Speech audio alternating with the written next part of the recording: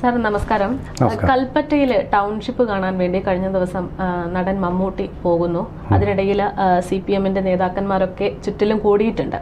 അങ്ങനെ CPM ജില്ലാ secretary K Rafeeq മമ്മൂട്ടിക്കൊപ്പം ചേർന്ന് നടക്കുന്നതും പിന്നീട് മമ്മൂട്ടി തന്നെ പറയാണ്, നിങ്ങൾ കുറച്ച് വിട്ടു നിന്നോളൂ, അല്ലെങ്കിൽ ഞാൻ നിങ്ങളുടെ PR വർക്ക് ചെയ്യാൻ വേണ്ടി വന്നതാണെന്ന് ആരെങ്കിലുമൊക്കെ സംസാരിക്കും, അതൊരു ചർച്ചയാക്കണ്ട എന്ന് പറഞ്ഞ് മാറി നിൽക്കാൻ പറയുന്നു. പറഞ്ഞ മണിക്കൂറുകൾക്കുള്ളിൽ അത് വാർത്തയായി, വിവാദമായി. അതിനുശേഷം മമ്മൂട്ടി തന്നെ ഇദ്ദേഹത്തിനെ റഫീഖിനെ വിളിച്ച് മാപ്പ് പറഞ്ഞു. മാപ്പ് പറഞ്ഞ് പിറ്റേ ദിവസം കാണുന്നത് ഒരാളുടെ മുന്നിലും അങ്ങനെ എന്താ പറയാ, കുറച്ച് അഴഞ്ഞ് നിൽക്കാത്ത ഒരാള് മമ്മൂട്ടിയെ വിളിച്ച് മാപ്പ് പറയാണ്. അതായത് നമ്മുടെ മുഖ്യമന്ത്രി പിണറായി വിജയൻ മമ്മൂട്ടിയോട് മാപ്പ് പറയുന്നു. ഒരാളോട് ക്ഷമ ചോദിക്കാൻ മടിക്കുന്ന മുഖ്യമന്ത്രി പിണറായി വിജയന് മമ്മൂട്ടിയെ ഭയക്കാൻ മാത്രം എന്തെങ്കിലും ഉണ്ടോ? അത് കാണുമ്പോൾ അങ്ങനെയാണ് തോന്നുന്നത്. കാരണം ഒന്ന് ചിരിക്കാൻ പോലും ബുദ്ധിമുട്ടുന്ന ഒരാളാണ് മുഖ്യമന്ത്രി പിണറായി വിജയൻ എന്നുള്ളൊരു പരിഹാസം പൊതുവേ ഉണ്ടല്ലോ.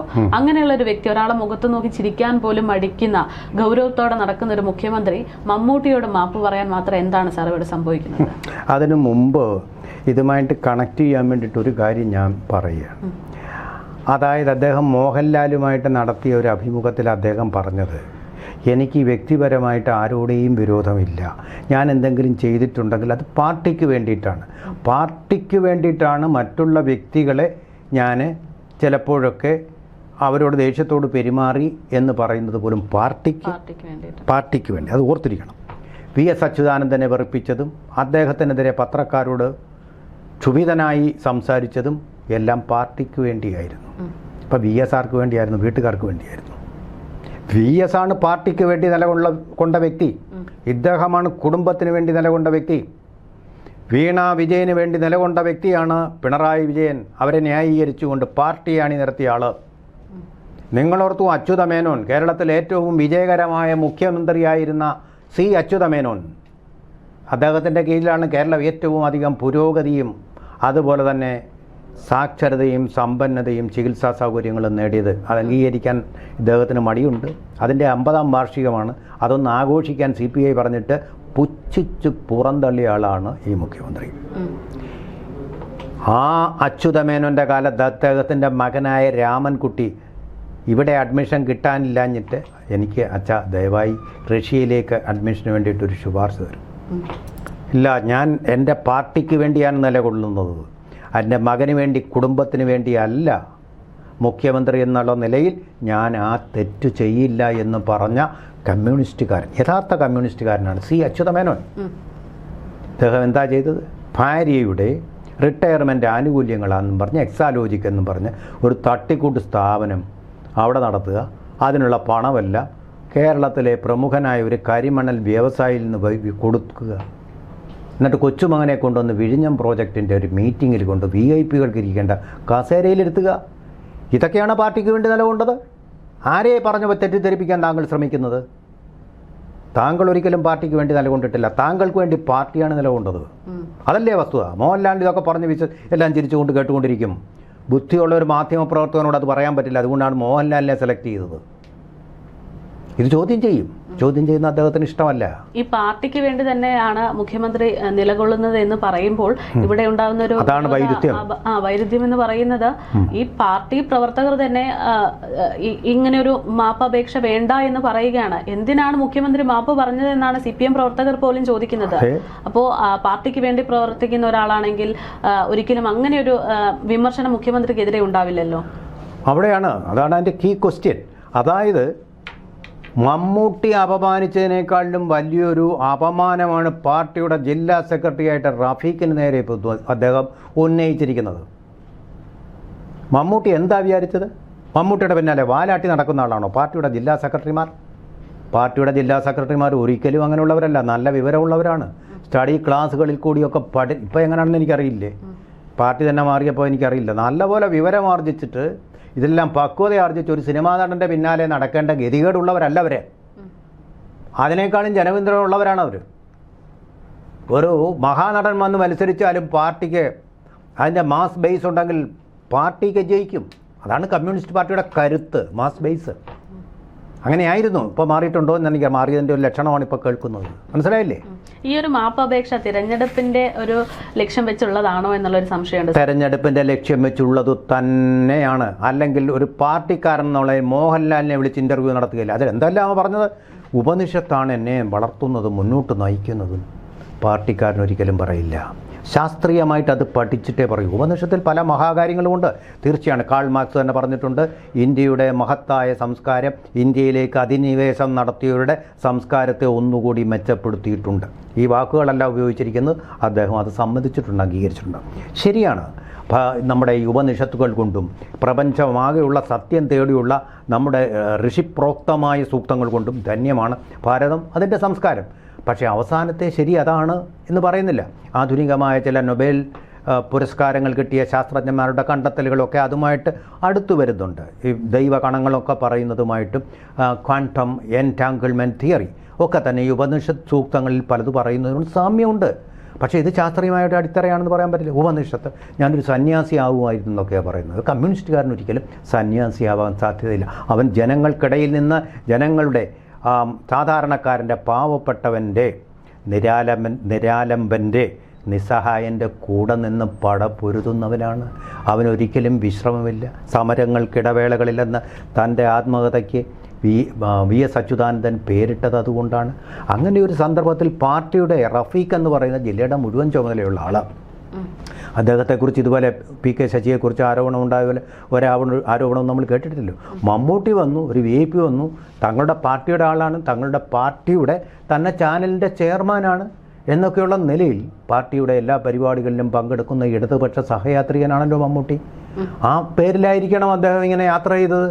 അങ്ങനെ യാത്ര പിന്നാലെ ചെയ്തതുകൊണ്ട് ഇയാൾക്ക് എന്താ ദോഷം? ഇയാളെന്തിനാ എൻ്റെ പുറകെ നടക്കുന്നു പറഞ്ഞ ഒരാളിനെ അപമാനിക്കുന്നത് പരസ്യമായിട്ട്? വേണമെങ്കിൽ പറയാം. എനിക്കൊരു കാര്യം പറയാനുണ്ട്. ദയവായിട്ട് താങ്കൾ എൻ്റെ പുറകെ വന്നു കഴിഞ്ഞാൽ മീഡിയയിലൊക്കെ വരും. വന്നു കഴിയുമ്പോൾ ഞാൻ പാർട്ടിയുടെ ആളായിട്ട് അറിയപ്പെടും. അങ്ങനെ വരുമ്പോൾ നിങ്ങളുടെ പാർട്ടിക്കാർ മാത്രമേ എൻ്റെ സിനിമ കാണൂ. കൈരളി ചാനലിൽ സംഭവിച്ച പോലെ ഇരിക്കും. ദേശാഭിമാനിക്കും പാർട്ടിക്കാർ മാത്രമേ വായിക്കൂ, അവരും വായിക്കുകയില്ല. അതുകൊണ്ട് എൻ്റെ ആ ഒരു താരമൂല്യം കുറഞ്ഞു പോകും. അതുകൊണ്ട് ദയവായിട്ട് മാറി നിൽക്കും എന്ന് പറയും. ഇയാൾ എൻ്റെ പുറകെ നടക്കുന്നത് എന്താണെന്ന് പറഞ്ഞ് അവർ കേൾക്കെ സുരേഷ് ഗോപിയൊക്കെ ഗർജിക്കുന്ന പോലെ മമ്മൂട്ടി എന്നാണ് പറഞ്ഞു തുടങ്ങിയെന്ന് എനിക്കറിയില്ല. ഈ അസുഖം വന്നതിൻ്റെ ഒരു പ്രതിപ്രവർത്തനമാണോ എന്ന് എനിക്കറിയില്ല. അതങ്ങനെയാണെങ്കിൽ അദ്ദേഹത്തിനോട് നമുക്ക് സഹതാപം മാത്രമേ ഉള്ളൂ. പക്ഷേ അങ്ങനെയല്ല. ഒരു അഹങ്കാരവും ധിക്കാരവും ഒക്കെ കലർന്ന പാർട്ടിക്ക് അതിന് നല്ല മറുപടി, കുറിക്കുകൊള്ളുന്ന മറുപടി പറയേണ്ട ആളാണ് ഈ പറയുന്ന പിണറായി വിജയൻ. അദ്ദേഹം അതിന് പകരം മഹാനടൻ്റെ മനസ്സിലുള്ള വിചാരങ്ങൾ പാർട്ടിക്കാരൻ അറിഞ്ഞു കാണില്ല എന്ന് പറഞ്ഞു അദ്ദേഹത്തെ ഒന്നുകൂടി ഇടിച്ചു താഴ്ത്തി. ഇതാണോ പാർട്ടിക്ക് വേണ്ടി നിലകൊള്ളൂ എന്ന് പറഞ്ഞത്? അപ്പം മോഹൻലാലിനോട് പറഞ്ഞത് ഇത് തമ്മിൽ കണക്ട് ചെയ്യുകയാണ് ഞാൻ. മോഹൻലാലിനോട് പറഞ്ഞത് മുഴുവൻ ശുദ്ധ കാപട്യം. മോഹൻലാൽ പിന്നെ അങ്ങനൊന്നും ചോദിച്ച ആളുകളെ വിഷമിപ്പിക്കുന്ന ആളല്ലാത്ത കൊണ്ട് ഇതെല്ലാം തിരിച്ചങ്ങനെ. മാത്രമല്ല മോഹൻലാലുമായിട്ടുള്ള ആ ഒരു അഭിമുഖം തന്നെ മമ്മൂട്ടിയുടെ ഇടപെടൽ കൊണ്ടാണോ എന്നുള്ള സംശയങ്ങളടക്കം പുറത്തു വരുന്നുണ്ട്. അതെ, ആയിരിക്കാം. കാരണം മോഹൻലാൽ എന്ന് പറഞ്ഞാൽ സന്യാസ തുല്യമായിട്ട് ഉള്ള ഒരാളാണ്. അദ്ദേഹം ആചാര്യ രജനീഷിനെയൊക്കെ ആരാധിക്കുന്ന ഒരു വ്യക്തിയാണല്ലോ, നമുക്കറിയാമല്ലോ. അദ്ദേഹം എന്തിനാ ഈ സന്യാസം എന്ന് പറയുന്നത്, ഈശ്വരൻ എന്ന് പറയുന്നത് വളരെ പ്രാധാന്യവും പ്രാമാണ്യവും കൽപ്പിക്കുന്ന ഒരാൾ തന്നെയാണ്, സംശയമൊന്നുമില്ലാത്ത ആളാണ്. അപ്പോൾ അദ്ദേഹത്തിനെ വെച്ചാൽ അദ്ദേഹത്തിൻ്റെ പോപ്പുലാരിറ്റിയുടെ അദ്ദേഹത്തിൻ്റെ മോഹൻലാൽ ഫാൻസ് നല്ലപോലെ ഉണ്ട് കേരളത്തിൽ, പ്രത്യേകിച്ചും തെക്കൻ കേരളത്തിൽ. അവരുടെ എല്ലാം വോട്ട് കൈക്കലാക്കാമെന്നുള്ള ഒരു ലാക്കോട് കൂടിയാണ്. ഹിന്ദു കാർഡ് നന്നായിട്ട് കളിക്കുന്നുണ്ട്. അതിനാണ് ഈ ഉപനിഷത്തിൻ്റെ കാര്യം പറഞ്ഞത്. ഹിന്ദു കാർഡ് കുറേ BJPക്ക് പോയി, അത് തിരിച്ചു പിടിക്കാൻ വേണ്ടിയാണ് ഉപനിഷത്തെന്നൊക്കെ ഇപ്പോൾ സൂക്തം. ശബരിമലയിൽ അത് കണ്ടില്ലല്ലോ. ആ സ്പിരിറ്റ് യുവതികളെ തള്ളിക്കയറ്റി അങ്ങോട്ട് വിട്ടപ്പോൾ കുളിക്കാതെയും നനയ്ക്കാതെയും വൃത്തിയില്ലാതെയും വരുന്ന സ്ത്രീകളെ കൂടെ അമ്പലങ്ങളിൽ ഒരിക്കലും കുളിക്കാതെ പോകാൻ പാടില്ലെന്നുള്ളതാണ്.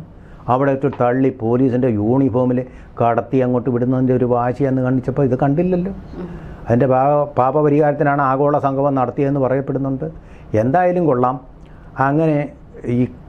അങ്ങനെയുള്ള കബളിപ്പിക്കൽ കൊണ്ടൊന്നും കബളിപ്പിക്കപ്പെടുന്നവരല്ല കേരളീയർ. ശരിയാണ്, ആട് തേക്ക് മാഞ്ചിയും അതുപോലെ പാതിവില സ്കൂട്ടർ എന്നൊക്കെ പറഞ്ഞത് കേരളീയർ വീണിട്ടുണ്ട്. പക്ഷേ ഇത് വളരെ ശുദ്ധമേ പോഷ്കാണെന്ന് തിരിച്ചറിയാനുള്ളൊരു കോമൺ സെൻസ്, അതാണ് ഏറ്റവും വലിയ സെൻസ് എന്ന് പറയുന്നത് കേരളത്തിലെ മനുഷ്യർക്കുണ്ടെന്നാണ് എനിക്ക് തോന്നുന്നത്. പക്ഷേ ഇപ്പോൾ നമ്മുടെ സർവേ നോക്കിക്കഴിയുമ്പോൾ LDF തന്നെയാണ് ഇപ്പോൾ ലീഡ് ചെയ്യുന്നത്. അത് പിണറായി വിജയൻ്റെ ഒരു ഗുണം കൊണ്ടല്ല, മറിച്ച് കോൺഗ്രസിൻ്റെ ദോഷം കൊണ്ടാണെന്നാണ് ഞാൻ മനസ്സിലാക്കുന്നത്. അതേപോലെ തന്നെ ഈ VIP-കളുടെ ഫാൻസിനെ ഉപയോഗിച്ചുകൊണ്ട് മുന്നോട്ട് പോകാം എന്നുള്ളൊരു ധാരണ LDF വന്നോ എന്നുള്ളൊരു സംശയം കൂടെ ഉണ്ട്. അതായത് ഈ പറയുന്നത് പോലെ ഒന്ന് മമ്മൂട്ടിയുടെ പ്രസൻസിൽ ചുറ്റിലും നിൽക്കുന്ന പാർട്ടി പ്രവർത്തകർ, രണ്ടാമത്തേത് ഈ PR വർക്കിന്റെ ഭാഗമായിട്ട് ഇറങ്ങുന്ന ഓരോ പരസ്യങ്ങളിലും ആരൊക്കെയാണ് എന്നുള്ളതാണ്. ഒന്നാമത്തെ കാര്യം, മോഹൻലാലിനെ ഉപയോഗിച്ചുകൊണ്ടാണ് ഒരു ഇന്റർവ്യൂ മുഖ്യമന്ത്രി നടത്തുന്നത്. മോഹൻലാലിന്റെ ഫാൻ ബേസ് പിടിക്കാമെന്ന് കരുതി കാണും.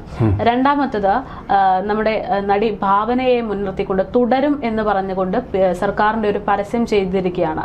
കഴിഞ്ഞ ദിവസം നമുക്കറിയാം സഞ്ജു സാംസന്റെ വരവേൽപ്പ് അല്ലെങ്കിൽ സ്വീകരണ പരിപാടി ഉണ്ടായിരുന്നു. അവിടെ വെച്ചിട്ട് ആരൊക്കെയാണ് ഉണ്ടായത്? A. റഹീമും വിദ്യാഭ്യാസ മന്ത്രി V. ശിവൻകുട്ടിയും. ക്യാമറയ്ക്ക് മുൻപിൽ അപ്പോൾ തന്നെ ബുക്ക് കൊടുക്കണം എന്നുള്ളൊരു പിടിഭാഷയൊക്കെ കാണുമ്പോൾ ഇതൊക്കെ തിരഞ്ഞെടുപ്പിന് വേണ്ടി ഞങ്ങളും ഉണ്ട് ഇവിടെയൊക്കെ എന്ന് കാണിക്കാൻ വേണ്ടിയുള്ള ഒരു അത് ഞാൻ പറഞ്ഞുതരാം. ഈ ആഗോള സംഗമത്തെ പറ്റി പറയുന്നത്, യുവതീ പ്രവേശനം നടത്തുക വഴി അദ്ദേഹത്തിന് പാപഭാരമുണ്ട്. അപ്പോൾ എന്താണ് പരിഹാരം സ്വാമി എന്ന് ചോദിച്ചു. അത് കണ്ണൂരുള്ള ആ മാധവ പൊതുവാളിനോടാണെന്ന് തോന്നുന്നു. അവിടെ ചോദിച്ചാൽ അദ്ദേഹം പറഞ്ഞത് ഇങ്ങനെ ഒരു സംഗമം നടത്തി അവിടെ ഭക്ഷണം കൊടുക്കണം വരുന്നവർക്കല്ല. ഇങ്ങനെ ഭക്ഷണം കൊടുത്തു കഴിഞ്ഞാൽ ആ പാപം അവരങ്ങ് ഭുജിച്ചുകൊള്ളും. മനസ്സിലായില്ലേ? ആ തന്ത്രം അനുസരിച്ചാണ് അവിടെ ആഗോള സംഗമവും സംഘടിപ്പിച്ച് അവിടെ ആഹാരം പാചകം ചെയ്തു വെച്ചത്. ഏതാണ്ട് 300-400 പേരുള്ളതിന് എത്ര പേർക്കാണ് ആഹാരം കൊടുത്തതെന്നറിയാം? 5000 ഇലകളാണ് അവിടെ സൂക്ഷിച്ചു വെച്ച് ആഹാരം കൊടുത്തത്. മുഴുവൻ കുഴിച്ചു മൂടുകയായിരുന്നു ചെയ്തത്. അപ്പം പാപമെല്ലാം കൂടെ ആ കുഴി കിടപ്പുണ്ട്, പാതാള കുഴി കിടപ്പുണ്ട്. ഇനിയിപ്പം മരണശേഷം അയത്തുള്ള കൊമേനി പോയത് സ്വർഗത്തിലാണെന്ന് പറഞ്ഞു, ഇദ്ദേഹം പോകുന്നത് ഈ നരക കുഴിയിലേക്കായിരിക്കും. പാപമൊന്നും ഭുജിക്കപ്പെട്ടിട്ടില്ല അവിടെ. മനസ്സിലായില്ലേ? അപ്പോൾ പാപഭാരം ഇനിയും ബാക്കിയുണ്ട് എന്ന് പറയുന്നത് പോലെ ഈ സിനിമാ നടന്മാരുടെ അടുത്ത് മണത്ത് ഈ പാർട്ടി പ്രവർത്തകരൊക്കെ നടക്കുന്നതിൻ്റെ കാര്യം എന്താണെന്ന് വെച്ച് കഴിഞ്ഞാൽ അറിയാം. അവരുടെ പോപ്പുലാരിറ്റിയുടെ ഒരു പങ്ക് ഇങ്ങനെ സ്വാംശീകരിച്ചെടുക്കുക. ഇത് തന്നെയാണ് ലക്ഷ്യം. ഇത് തന്നെയാണ് ഇപ്പോൾ പാർട്ടി പ്രവർത്തകരുടെ ലക്ഷ്യം. മനസ്സിലായില്ലേ? എന്താ പിന്നെ സഞ്ജു സാംസൺ എന്താ പറഞ്ഞാൽ, നിങ്ങൾ എന്തിനാ എൻ്റെ പുറകെ നടക്കുന്നതെന്ന് ആരോടും ചോദിച്ചില്ലല്ലോ. ഇപ്പോൾ മമ്മൂട്ടിയേക്കാൾ ലോകപ്രശസ്തനല്ലേ സഞ്ജു സാംസൺ? അദ്ദേഹം അങ്ങനെ ചോദിക്കുന്നില്ല.